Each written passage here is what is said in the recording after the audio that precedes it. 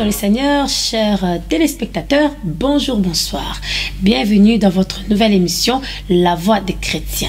Comme son nom l'indique, émission chrétien 100% pour les chrétiens. Donc ici, je me présente votre sœur qui vous aime bien. Je suis Moutoba Balobi, journaliste en Kolo. Aujourd'hui, je viens vous présenter encore une nouvelle émission ici en Belgique avec notre frère, le grand réalisateur Bijou Kipanzou Balobi, Belgique, et Yako Pambama. Donc, chrétien Baza Yako Pambama. Donc aujourd'hui, pour inaugurer notre émission, je reçois pour vous un homme de Dieu. Avec l'homme de Dieu, on va parler de quelque chose qui est important. Et là, ils ont touché, nous les chrétiens ici en Belgique. Comment ça se fait qu'en Belgique, bazo kanga l'église? Qu'est-ce qui se passe? Et ça parce que biso ba congolais, tous makele les mingi? Et ça parce que ba pasteur, bazo ça la bêtise? Ça, je ne sais pas.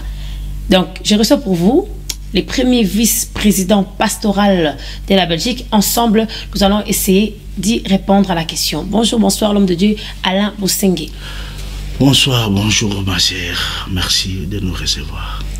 Pasteur, le premier vice-président pastoral des Belges, va voter une élection, papa. Gloire à Dieu. Merci pour cette opportunité d'abord. Je remercie le réalisateur de cette émission, le frère Bijou, d'avoir voulu que dans cette première émission inaugurale de nous recevoir. Donc, je suis le premier vice-président de la pastorale de la Belgique. La pastorale est une association qui réunit plusieurs hommes de Dieu qui appartiennent en Belgique et qui ont des églises qui sont établies en Belgique. Ça veut dire c'est une association comme toute autre association, mais qui réunit les hommes de Dieu qui ont des églises qui sont implantées partout en Belgique. Et il y a des églises de réveil, bien sûr. Et je voudrais aussi préciser une chose très très importante, et que la pastorale n'est pas une organisation d'imposition, c'est une association à libre adhération où toute personne qui est libre de venir s'adhérer. Ça veut dire que Moutou a sepeli aya okota, aya okota. Donc je suis le premier vice-président, j'ai été élu, ça veut dire dans notre assemblée générale, des membres effectifs de la pastorale qui m'ont élu, le premier vice-président, et nous avons le président, le secrétaire général. Ça veut dire que j'ai mon président, le bishop Philippe Koti, nous avons le secrétaire général, l'évangéliste Francis Kalumbo, nous avons le chargé des relations publiques, l'évangéliste Isaac Bofunga, et nous avons le porte-parole de la pastorale, le prophétesse Rogassienne, et nous avons le deuxième vice-président, le pasteur Léa Loti, et nous avons un conseil des sages qui réunissent les aînés, beaucoup des hommes de Dieu qui sont les aînés qui ont établi les églises des années ici en Belgique.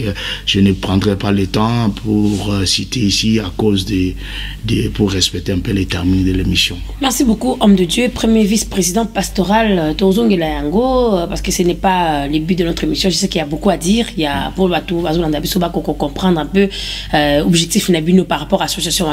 Mais aujourd'hui, nous sommes là. Tout le bilan du Cambu au Bazo Kangaba Église aujourd'hui. Comment ça se fait que... Qu'est-ce que vous pensez d'abord, pasteur? Pour une précision, Bazo Kangaba Église, nous sommes tous. Mais Bazo Kangaba Église, il y a réveil les églises évangéliques. Et cette situation nous dérange. Et c'est pour cela, à ma qualité, à premier vice-président pastoral, que j'ai accepté, il y a quoi répondre à l'émission par rapport à la situation. Nous sommes en Belgique dans un état de droit. Ça veut dire que ils ont une réglementation, ils ont une loi. Nous, en tant que l'église qu'on doit respecter, et responsable, il y a la commune aussi, en tant qu'aussi des responsables, ils ont aussi une obligation de respect des lois parce que, comme vous le savez, nul n'est au-dessus des lois. Donc, vous venez de dire que quand on a l'église, on ferme les églises des réveils. Voilà. Est-ce que l'église des réveils est pour quelque chose? Parce que souvent, quand on a l'église des réveils, peut-être qu'il y a l'équipe belé, l'église des réveils. Aujourd'hui, bêtise, écoutez belé. Pourquoi on ne ferme pas les églises catholiques, mais quand l'église des réveils? Gloire à Dieu, on est en train de fermer les églises des réveils aujourd'hui. Vous allez comprendre une chose, ma sœur, vous êtes chrétien, et qu'en Belgique précisément, actuellement où nous parlons, la plupart des pays, ce sont les églises des réveils ou les églises évangéliques qui sont en train de faire un travail palpable sur le terrain. Je sais qu'il y a d'autres églises qui existent là. La majorité des gens qui vont aller dans les églises fréquentent plus les églises de réveil. Ça veut dire qu'en forme, il y a de fidèles qui viennent. Les églises de réveil sont en train de recevoir beaucoup de fidèles. Ce qui veut dire que si vous comparez l'église de réveil par rapport à d'autres églises, nous faisons un travail qui est palpable sur le terrain. C'est logique que, vous savez, dans la vie, on s'attaque seulement à la personne qui fait quelque chose. Les gens qui font rien. Les églises de réveil aussi, ils dérangent. On dit que parfois, il y a des gens qui travaillent, tout ça. Je ne pensais pas que ça fait partie de la cause, peut-être, je ne sais pas. Il est vrai que, pour répondre à la question, on en a deux volets. Premièrement, n'oublions jamais que dans les églises de réveil, nous avons des fidèles. Et parmi ces fidèles, nous avons des avocats, nous avons des médecins, nous avons des fonctionnaires de l'État, nous avons des étudiants. Ça veut dire on a une mélodie de gens qui ont des bagages qui sont très très définis et qui peuvent aussi réfléchir. Ça veut dire l'église de réveil n'est pas une association à bateau batangate. Non, c'est une association aussi. Il y a aussi des gens qui ont étudié. Ce qui veut dire que si les gens doivent donner une raison, il y a manqué ça, c'est pas une raison. Parce que je pense bien que si on prend seulement l'exemple de Bruxelles, qui est la capitale de la Belgique, on a des églises qui ont des salles qui sont sonorisées. Vous savez, quand on dit une salle est sonorisée, ça veut dire quoi? La salle a subi, on a fait des travaux d'isolement qui permettent que dans cette salle, on peut faire les bruits et que les bruits ne sortent pas. Mais vous comprenez là que derrière ça, nous savons qu'il y a aussi l'objectif de l'ennemi. Nous savons que l'église des réveils a un système qui combat, qui détruit les œuvres des ténèbres. Et l'ennemi n'est pas aussi content du travail que nous sommes en train de faire et il va chercher d'une manière ou d'une autre. Mais la deuxième volet, pour répondre à ta question, il est vrai aussi, il y a aussi nos compatriotes, nos amis, pasteurs ou églises qui ont aussi des salles qui n'ont pas encore fait certains travaux de sonorisation. Mais je pense que dans un état de droit, on ne peut pas se réveiller le matin et aller fermer une église. Non, parce que la première des choses ici en Belgique, nous avons la liberté de culte. Ça veut dire juridiquement par là, toute personne de n'importe quelle confession a le droit de prier Yakosambela. Or, si on se réveille le matin et que la police vienne fermer directement une salle où il y a un lieu de culte, il faut d'abord savoir, est-ce qu'ils ont envoyé des convocations d'avertissement? Parce que, ma sœur, vous savez que non, dans un état de droit, on ne vient jamais fermer quelque chose comme ça. On prévient. On envoie des lettres, des invitations qu'on appelle la convocation, que la police t'invite pour t'informer que, par exemple, ta salle n'a pas de normes qui permettent que le bruit reste à l'intérieur, que ça ne dérange pas les voisins. Alors, si toutes les procédures juridiques ont été respectées et que la personne ou l'église en question ne s'est pas conformé, là on peut accepter qu'on puisse. Mais ceux qui, ces procédures n'ont pas été respectées, c'est là où nous regrettons, c'est là où nous sommes en train de regretter que nous voyons qu'il y a un acharnement qui ils ont télé par rapport à l'église, il y a réveil on est tout télé mais les locaux on a. Donc si je comprends bien papa, l'église Kanga ici en Belgique, ça veut dire qu'ils n'ont pas eu de procédure, donc la police est venue directement à l'église. En tout cas, na période tozolo basikoyo, les quelques exemplaires, il y a ba cas, il y a ba échantillon, il y a ba église tozanango, il y a ba salle l'église bakangi. Je prendrai l'exemple de la commune de Molenbeek, il y a une église dont je ne vais pas citer le nom ici, mais les responsables et les autorités communales de Molenbeek, ils savent qu'ils ont envoyé la police fermer certaines églises sans auparavant respecter la procédure. Ça veut dire que ces églises-là n'ont pas reçu les invitations de lettres, des avertissements où la police leur dit que non, il y a telle chose, il y a les voisins se sont plaints, mais directement, le lendemain, ce qui est encore plus choquant, passer en plein culte de dimanche, la police vient pour fermer l'église. Ça, c'est le non-respect même de lieu de culte. Le non-respect même de ces lois qui autorisent la liberté de culte en Belgique. Alors, Yango, vraiment, to biso, en tant que les responsables pastoral, ici en Belgique, nous ne sommes pas vraiment d'accord de cette situation. Nous déplorons cette situation et nous interpellons les autorités communales de ces communes-là Ici, en passant, je cite la commune de Molenbeek, j'interpelle les gens qui sont dans la majorité, dans la commune, toutes les partis politiques qui sont dans la majorité de la commune de Molenbeek, vraiment de revoir ces situations et vraiment et de permettre, si une église, si une salle n'a pas de normes ou manque autre chose, il y a toujours un délai qu'on donne. Nous avons des avocats. Et même au sein de la pastorale de la Belgique, on a saisi les avocats. C'est pour ça que vous voyez que je ne cite même pas les noms de ces églises parce que nous sommes dans les démarches sont en cours. On a saisi les autorités, on a saisi des avocats pour remettre vraiment le droit qui est nécessaire pour notre église. Donc si je comprends bien, ça veut dire que votre communauté pastorale, vous vous êtes levé quand même pour faire quelque chose par rapport à cela?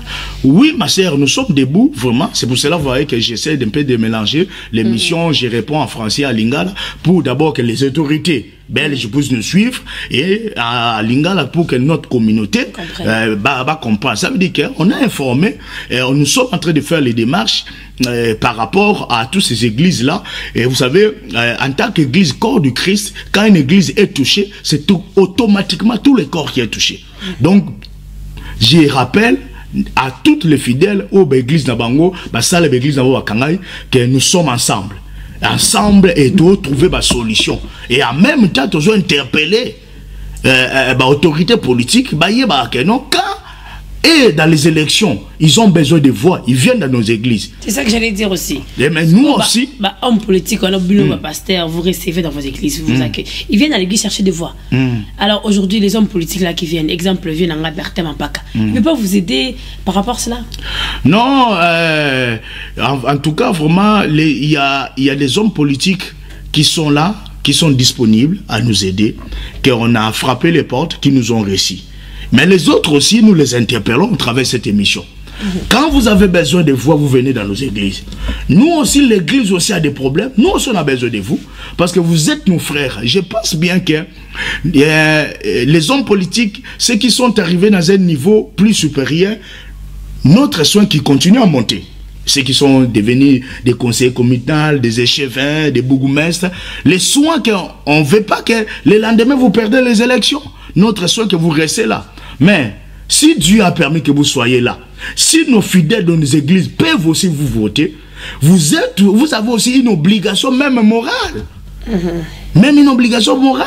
Que ces fidèles-là qui vous donnent des voix, vous avez une obligation morale de faire quelque chose. Parce que n'oubliez pas, si vous venez à l'église, nous en tant que pasteurs, on peut que vous présenter, on peut que vous soutenir. Mais ces fidèles-là, qui a vu que son église, la police est venue fermer, on les a chassés dehors. Et ils n'ont rien fait. Et ils vont se poser la question, mais on a biso, à comme député, à comme échevin, à comme bougumese, bakangeli biso église, à salinine.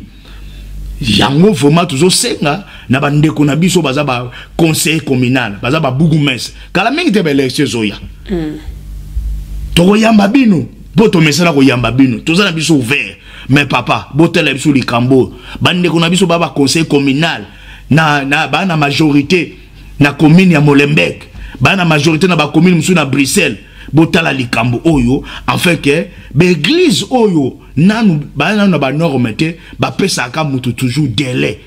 Ceux qui bossent au PC église mort délai il y a une année, bah ça les logos, là on peut comprendre. Mais tout ça na ba cas auto déplorer que ba pesa y ba ngo délai te, ba jouer ta convocation à police te ba ka okanga église. Yango vraiment toujours interpellé à ma qualité à premier vice-président de la pastorale de la Belgique.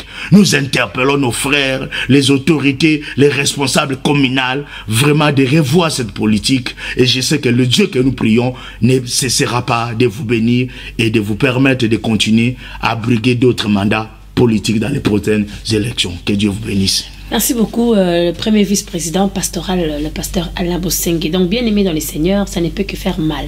Nous sommes des chrétiens, nous savons les difficultés. Donc, Elo que Simbi Moninga et Simbi Bissonios, parce que nous formons les corps de Christ. Donc, nous devons soutenir nos églises, pas seulement au niveau des communes, mais aussi dans la prière. C'est très important. Les diables n'aiment pas les églises de réveil parce que les églises de réveil ils ont tout simplement des ténèbres trop. Donc je vous invite tous balandi à la voix des chrétiens, batunion surtout Lydia Moutiébé, les Yum tout ça à la commune, il y a 1000 Bruxelles. En tout cas vraiment toutes les mains pour nos églises, pour les corps de Christ. Pasteur Alain Bosengue. Mot de la fin pour cette émission d'aujourd'hui. En tout cas, merci beaucoup à la Voix chrétienne. Merci au frère Bijou qui est le réalisateur de cette émission. Merci ma sœur. Vraiment, les derniers mots de la fin que je dirais que Jésus-Christ est Seigneur. Il est le maître des cieux et de la terre. Et il est capable de faire de grandes choses. Mais Dieu bénit les gens par les hommes. Dieu utilise les gens par les hommes. Dieu soutient les gens par les hommes. Or, nous avons les hommes que nous avons élus. Nous avons les hommes, nos frères et sœurs que nous avons soutenus à être des responsables politiques. Nous vous interpellons à faire un grand geste et palpable qu'on puisse voir des églises qu'on a fermées à Molenbeek ouvrir. En passant, il y a ces églises ont commencé à faire des travaux. J'ai parlé avec plusieurs responsables qui ont engagé des architectes qui ont fait des plans.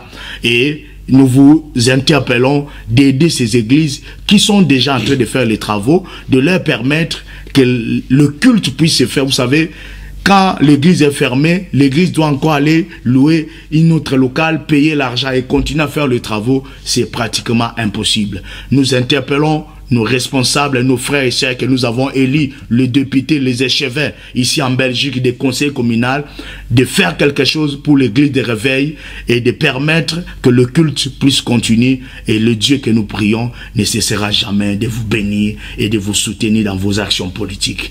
Que l'Éternel des armées, que le Dieu de la puissance que nous servons, Jésus-Christ qui est le même hier éternellement, qui ne change pas, qui bénisse la Belgique, qui bénisse la famille royale, qui bénisse tous les responsables politiques.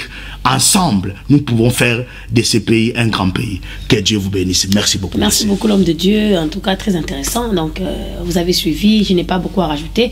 Tout ce qu'on peut demander, c'est quoi? C'est vos soutiens. Nous devons soutenir nos églises. Nous sommes des chrétiens, la voix des chrétiens pour les chrétiens, les églises des chrétiens et surtout les églises des réveils. En tout cas, et ça, la passe bingi. Donc, tout est la prière. Mais l'église union, surtout, tout est la prière. Pasteur, une question. Vous êtes de quelle église? Moi, je suis responsable de l'église Fête de l'Éternel. Fête de l'Éternel. Donc, nous sommes établis en Derlet et Dieu nous soutient vraiment.